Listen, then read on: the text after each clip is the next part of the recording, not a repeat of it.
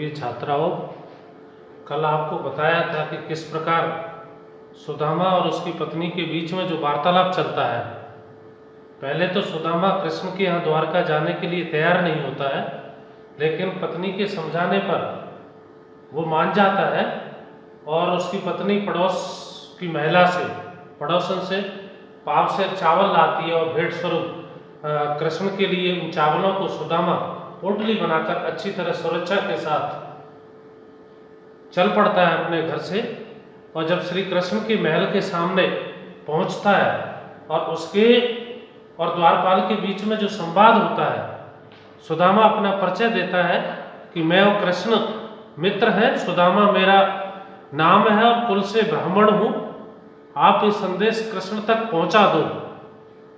तो जब द्वारपाल उस सुदामा का परिचय लेकर के जहाँ कृष्ण सभा में बैठे हुए थे वहां जाता है, हाथ जोड़कर और शीश झुका करके सुदामा का परिचय वो द्वारपाल कृष्ण को इस प्रकार देता है, कहता है, शीश पगा न झगा तन पे प्रभु, जाने को आहे बसे कहे ग्रामा। वो कहता है कि हे तीनों लोगों के आराध्य भगवान श्री कृष्ण, जिसके सिर पर न पगा पगड़ी नहीं है, न झगा तन और शरीर पर कपड़े नहीं है, मैं प्रभु हे तीनों लोगों के आराध्य, जिसके सिर पर ना तो साफा है, ना पगड़ी है, ना शरीर पर अच्छे कपड़े हैं, जाने को अहे बसे कहे ग्रामा।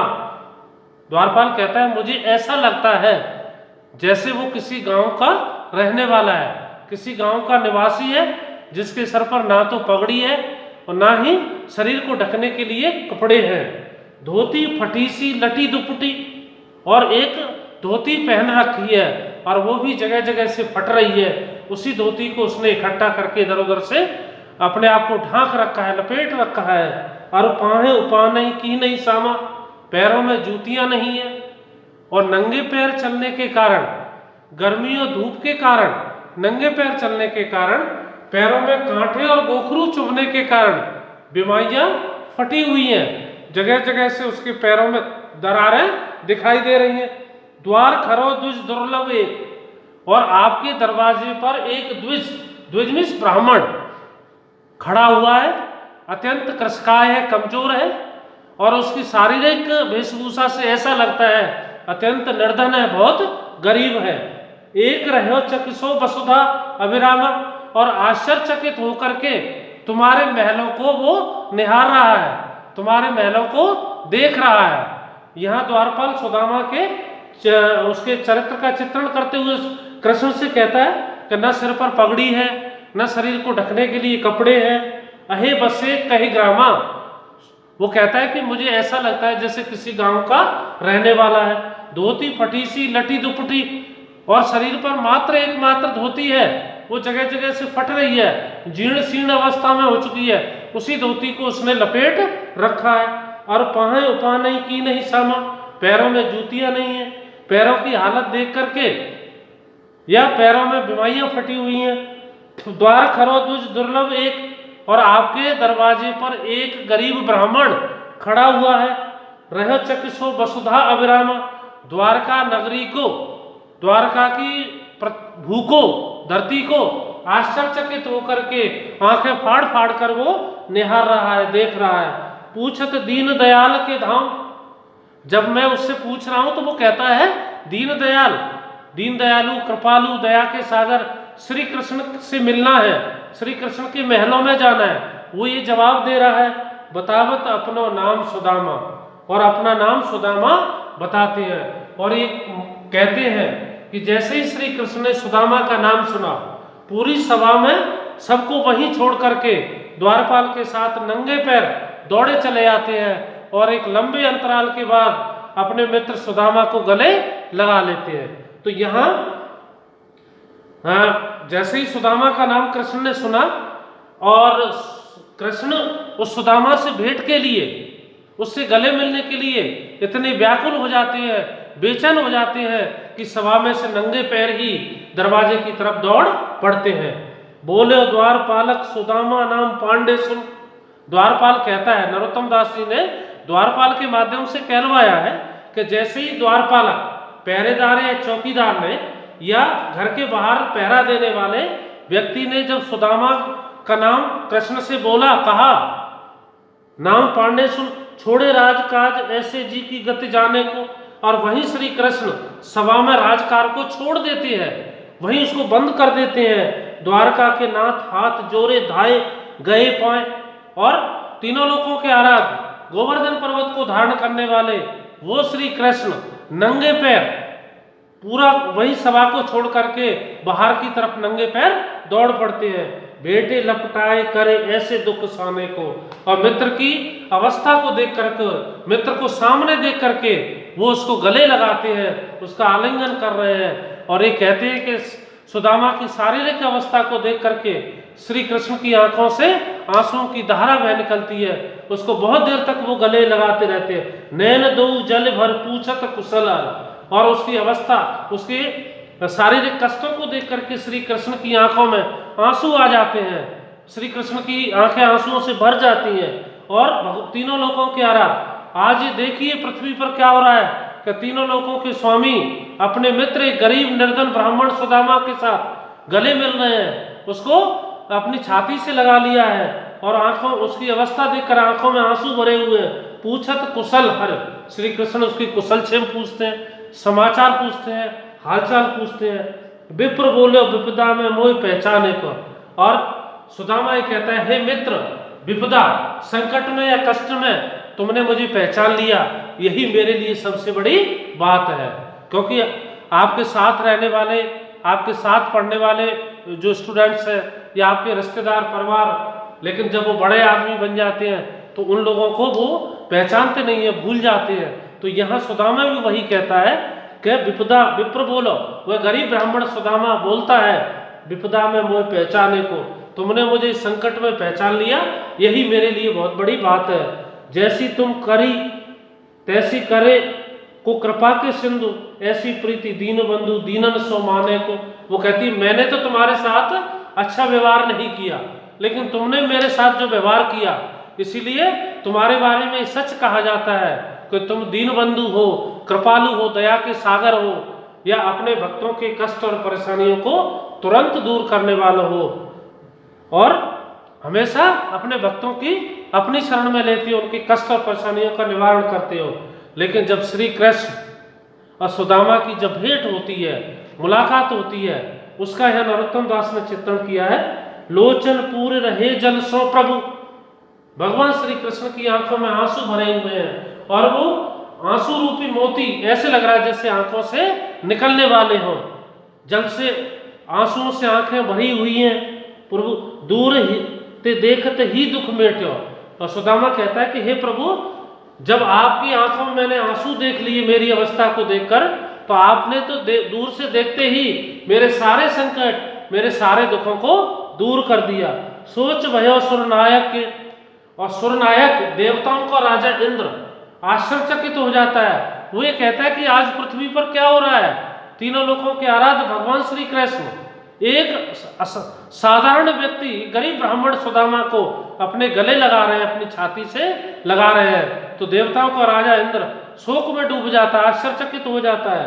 कल्प द्रुम के ही माज खकेटो, और हमारे हिंदू संस्कृति में या हिंदू धर्म में ये माना जाता है कि स्वर्ग में एक कल्प वृक्ष है, उस कल्प वृक्ष के नीचे बैठ करके आप जो भी कुछ मांगोगे वो कल्प वृक्ष आपकी इच्छाओं की पूर्ति करता है। तो देवताओं का राजा इंद्र और कल्प वृक्ष दोनों आश्चर्यचकित होकर पृथ्वी पर देख रहे हैं कि जब कि अब वो कह रहे हैं कि अब सुदामा को तो बिना भक्ति के, बिना तपस्या के सब कुछ मिल गया, फिर हमारा कोई अस्तित्व या महत्व तो नहीं रहेगा। कंप कुबेर ही सरसों, और धन का राजा, धन का जो देवता है कौन है, कुबेर। कुबेर भी आश्चर्यचकित हो जाता है, कांपने लग जाता है। परसे पग जात सुमेरु ससेटो, बहुत बड़ा सुमेरु पर्वत आज कृष्ण और सुदामा की मित्रता देख करके अपने आप को बहुत छोटा संकुचित महसूस करता है। रंकते राउ भयो तब ही, रंक मिस गरीब ब्राह्मण, राउ मिस राजा। जब श्री कृष्ण सुदामा को अपने गले लगा लेते हैं तो वह निर्धन गरीब ब्राह्मण सुदामा भी राजा बन जाता है। कब? जब ही भर अंक रमापति भेटो। रमा का पति, लक्ष्मी का पति, जब भगवान श्री कृष्ण उस गरीब ब्राह्मण सुदामा को अपनी छाती से लगाते हैं, अपने गले लगाते हैं, तो सुदामा के जितने भी कष्ट हैं भगवान श्री कृष्ण एक क्षण में, भगवान श्री कृष्ण एक पल में सुदामा के सभी कष्टों का हरण कर देते हैं, दूर कर देते हैं, उसको हर परेशानी से मुक्त कर देते हैं। अब ये सब वहां द्वार की बात है। द्वार अच्छी तरह भेंट हो जाती है, श्री कृष्ण उसको गले लगाते हैं। अब उसको भोजन कराने के लिए अंतःपुर, रनवास जिसको कहते हैं, जहाँ राजा अपनी रानियों के साथ विश्राम करता है, वहां श्री कृष्ण और किसी पुरुष का प्रवेश वर्जित था, लेकिन श्री कृष्ण, तीनों लोगों के आराध्य भगवान श्री कृष्ण सुदामा को उस अंतःपुर में, उस रंगपुर में वो ले जाते हैं। और उसका यहाँ चित्रण करते हुए कहा है, भेंट बलि विद विप्र सो कर गए त्रिभुवन राय। त्रिभुवन राय तीनों लोगों के स्वामी, तीनों लोगों के आराध्य भगवान श्री कृष्ण अच्छी तरह भेंट करके, अच्छी तरह कुशल क्षेम पूछ करके, अच्छी तरह सुदामा का हालचाल पूछ कर गए, उसका हाथ पकड़कर श्री कृष्ण उसे अंदर ले जाते हैं। अंतःपुर को ले गए जहां न दूजो जाए, और उसको रंग महल में, अंतःपुर में जहां श्री कृष्ण अपनी पत्नियों के साथ विश्राम करते थे, उसको रंग महल या अंतःपुर कहते हैं, वहां श्री कृष्ण सुदामा का हाथ पकड़कर उसको अंदर ले जाते हैं। मन मंडित चौकी कनक, और एक तो सुदामा था जो गरीब हमेशा जमीन पर बैठकर भोजन करता था, लेकिन आज श्री तीनों लोगों के आराध्य भगवान श्री कृष्ण मणिमंडित सोने से युक्त उस चौकी पर सुदामा को बिठाते हैं। कनक ताऊ पर बैठा है, वो सोने से युक्त उस चौकी पर श्री कृष्ण उस सुदामा को बिठाते हैं। पानी धरे परात में पग धोवन को लाए, और आदेश देते हैं अपने सेवकों को कि तुरंत पानी लाया जाए। उस पानी में क्या है? गुलाब मिला हुआ है, और वो अपने मित्र के पैर धोना चाहते हैं उस मंगाए हुए पानी से। लेकिन मित्र की जब पैरों की हालत तीनों लोगों का आराध्य स्वामी श्री कृष्ण देखते हैं। आगे उसका चित्रण है, पानी धरे परात में पग धोवन को लाए, उस परात में पानी मंगाया जाता है। राजरमन सोरे सह सेवकन समीत। राजरमन बड़े से बड़े राजा, सोरे सहस, उनकी 8 रानियां थी, 8 पत्नियां थी, और 16,000 उन गोपियों को उन्होंने कंस की कारागृह से मुक्त किया था। इसीलिए श्री कृष्ण, ये कहा जाता है या माना जाता है कि श्री कृष्ण की 16,008 पत्नियां थी। सह सेवक, उनके सभी नौकर चाकर, सेवक सेवकाएं, दासी समीत, वो कृष्ण और सुदामा की मित्रता को देख करके आश्चर्यचकित हो जाते हैं कि देखिए, तीनों लोगों का स्वामी एक अत्यंत निर्धन गरीब ब्राह्मण सुदामा को अपने अंतःपुर में मणिमंडित चौकी पर आरूढ़ करता है, उसको बिठाता है। 8 पटरानी वही चकित चिते है प्रीत। 8 पटरानी, 8 उनकी रानियां आश्चर्यचकित होकर उनकी मित्रता की दाद देती हैं, और वो कहती हैं कि देखिए, मित्रता हो तो कृष्ण और सुदामा जैसी होनी चाहिए। एक तीनों लोगों का स्वामी है, एक अत्यंत गरीब है, लेकिन मित्रता के बीच में कहीं भी ऐश्वर्य धन दौलत कहीं आड़े नहीं आ रही है। जिनके चरणन को सलिल हरत जगत संताप, पाए सुदामा विप्र के धोवत ते हरा।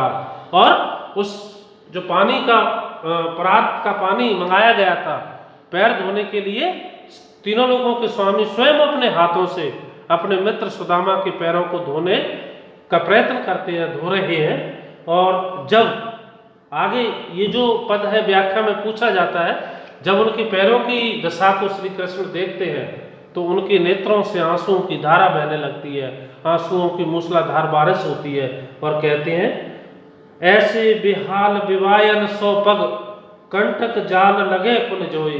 वो कहते हैं, ऐसे बेहाल, तुम्हारी जो स्थिति है बहुत बेहाल है, बहुत परेशान हो तुम, दुखी हो। विवायन, नंगे पैर चलने के कारण, पैरों में जूतियां नहीं होने के कारण जगह जगह पैरों में दरारें पड़ी हुई हैं, बिमारियां फटी हुई हैं। 100 पग कंटक, उस कांटों और गोखरुओं भरे रास्ते पर नंगे पैर चलने के कारण सुदामा के पैरों में बीमारियां पटी हुई हैं, कंटक जाल लगे पुन जोए।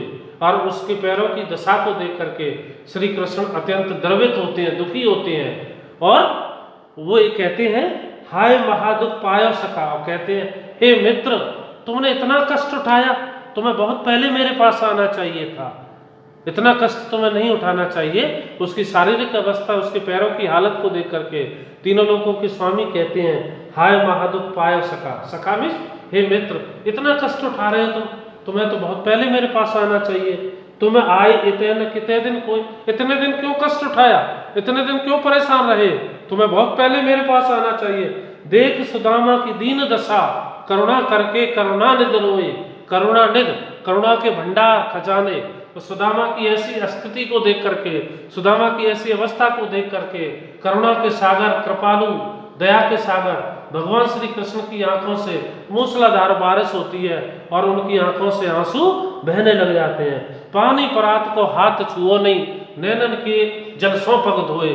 और जो पानी परात में उनके पैर धोने के लिए मंगाया गया था, उन पानी से वो हाथ भी नहीं लगाते हैं। मित्र की ऐसी स्थिति देख करके, मित्र की ऐसी दशा देख करके भगवान श्री कृष्ण की आंखों से इतने आंसू बहते हैं कि उन्हीं आंसुओं से वो अपने मित्र के पैरों को धो देते हैं। पानी परात को हाथ छुओ नहीं, नैनन के जल सौ पग धोए। इतने आंसू उसकी अवस्था देखकर बहते हैं कि उन्हीं आंसुओं से वो उनके पैरों को धो देते हैं।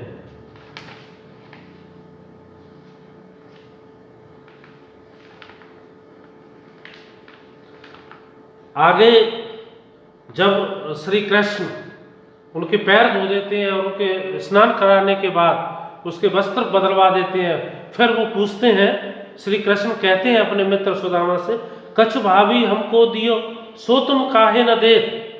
वो कहता है कि सुदामा की पत्नी यानी कृष्ण की भाभी ने भेंट स्वरूप हमें कुछ दिया था, उस भेंट को तुम हमें क्यों नहीं देते हो। भगवान अंतर्यामी है। सुदामा श्री कृष्ण के वैभव के आगे, श्री कृष्ण के राजसी ठाट बाट के आगे उन चावलों को देना नहीं चाहता, उसे शर्म महसूस होती है। लेकिन भगवान तो जान लेते हैं, अंतर्यामी है। तो वो कहते हैं हमारी भाभी ने हमको भेंट स्वरूप कुछ दिया, उसको तुम मुझे क्यों नहीं देते हो। चाप पोटरी कांख में रहे कहो के हेतमिस, किस कारण से तुम उस चावलों की पोटरी को अपनी कांख में छुपा कर बैठे हो।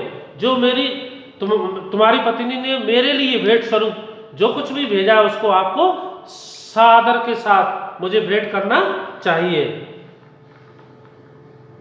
और वो कहता है आगे चना गुर मात दे लय तुम चावे हमें नहीं दीने। श्री कृष्ण जब वो एक संदीपन गुरु के आश्रम में पढ़ते थे तो एक प्रसंग था, उस प्रसंग को याद दिलाते हैं कि बहुत पहले गुरु माता ने हमको चावल और चने दिए थे, गुड़ और चने दिए थे। वो गुड़ और चने हमारे दोनों का आधा आधा हिस्सा था, लेकिन पूरे को तुम ही खा गए। तुम चावे हमें नहीं दीने, तुम अकेले ही उनको खा गए थे, हमें नहीं दिया था। श्याम कहो मुस्काए सुदामा सो चोरी की बानी में हूजो प्रवी ने। ऐसे लगता है श्री कृष्ण सुदामा से कहते हैं कि चोरी करने में बड़े निपुण हो। एक समय जब पढ़ते थे, जब भी तुमने चोरी की थी, गुरु माता ने जो गुड़ चने दिए थे उनको अकेले खा गए थे। आज मेरी भाभी ने जो भेंट स्वरूप चावल दिए हैं उनको भी तुम मुझे नहीं देना चाहते हो। पोटरी कांख में चाप रहे तुम खोलत नाय सुदारस बीने। और जिस पोटली में चावल बंधे हुए थे, सुदामा उन पोटली को अपनी कांख में छुपा के बैठा था। और जो तंदुल है, चावल है, अमृत से युक्त है, आगे उसका प्रसंग आएगा, उनको तुम मुझे क्यों नहीं दे रहे। पाछली बान अजो न तजी तुम वैसे तैसे ही भाभी के तंदुल कीने। अर्थात पिछली बार यानी चोरी की आदत, ये छुपाने की आदत तुम्हारी आज तक नहीं बदली है। पहले भी तुमने छुपाया था और आज भी तुम छुपा रहे हो। खोलत सकुचत गांठरी चितवत हर की ओर। और आप देखिए सुदामा की मनस्थिति क्या होगी। श्री तीनों लोगों के स्वामी के सामने उस उधार मांगे हुए चावलों को वो खोलना नहीं चाहता है, लेकिन भगवान श्री कृष्ण जब उससे कहते हैं खोलत सकुचत गांठरी, संकुचित महसूस करता है, शर्म के मारे, लज्जा के कारण उस गांठ को नहीं खोलना चाहता है। चितवत हर की ओर, और टकटकी लगाकर अपलक दृष्टि से श्री कृष्ण की ओर निहारता रहता है। जीरन पट फुट छुट परे। और जिस जीर्ण वस्तु में, जिस जीर्ण यानी अत्यंत कमजोर कपड़े में जो चावल बंधे हुए थे, जैसे ही उन चावलों को नहीं निकालता है सुदामा, श्री कृष्ण उस चावलों की पोटली को हाथ से खींचते हैं। उस वस्त्र के अत्यंत जीर्ण शीर्ण अवस्था में था, पुराना था, और जैसे ही उसको खींचते हैं तो वो कपड़ा फट जाता है और चारों तरफ चावल बिखर जाते हैं, छुट पड़े, बिखर गए थे ठोर। जहाँ श्री कृष्ण और सुदामा बैठे हुए थे उनके आसपास वो चावल कपड़े के फट जाने पर, पोटली के फट जाने पर बिखर जाते हैं। एक मुट्ठी हर भर लई लीनी मुख में डाल, और उन्हीं जमीन पर फैले हुए चावलों में से एक मुट्ठी भगवान श्री कृष्ण उठा लेते हैं और अपने मुंह में डाल लेते हैं।